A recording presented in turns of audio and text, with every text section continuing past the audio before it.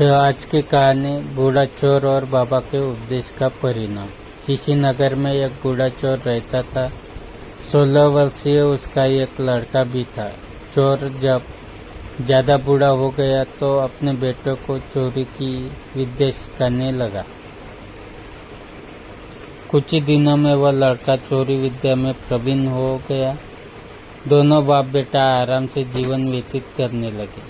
एक दिन चोर ने अपने बेटे से कहा, देखो बेटा, साधु संतों की बात कभी नहीं सुननी चाहिए। अगर कहीं कोई महात्मा उपदेश देता हो तो अपने कानों में उंगली डालकर वहां से भाग जाना, समझे? हाँ बापू, समझ गया।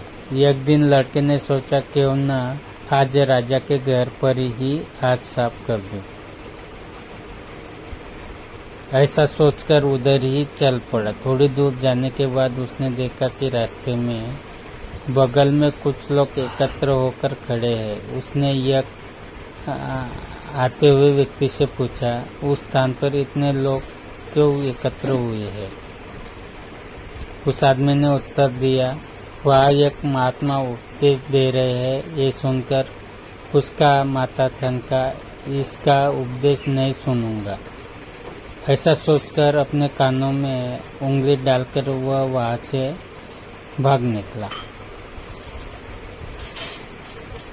जैसे ही वह भीड़ के निकट पहुंचा, एक पत्थर से ठोकर लगी, वह गिर गया। उस समय महात्मा जी कह रहे थे, कभी झूठ नहीं बोलना चाहिए। जिसका नमक खाए उसका कभी बुरा नहीं सोचना चाहिए। ऐसा करने वाले को भगवान सदा सुखी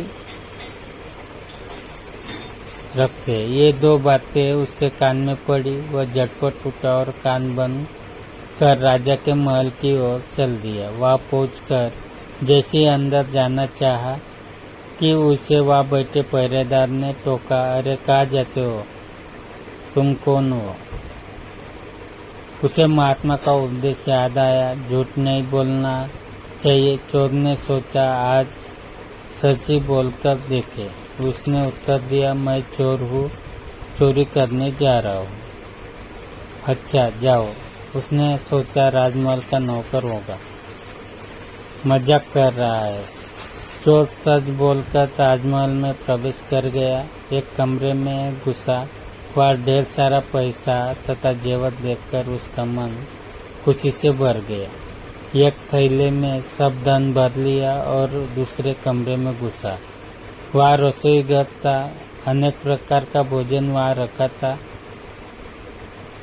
वह खाना खाने लगा। खाना खाने के बाद वह थैला उठाकर चलने लगा कि तभी फिर महात्मा का उपदेश याद आया, जिसका नमक खाओ उसका बुरा मत सोचो। उसने अपने मन में कहा, खाना खाया, उसमें नमक भी था, इसका बुरा नहीं सोचना चाहिए। इतना सोचकर थैला वही रख वह वापस चल पड़ा। पहरेदार ने फिर पूछा, क्या हुआ? चोरी क्यों नहीं की?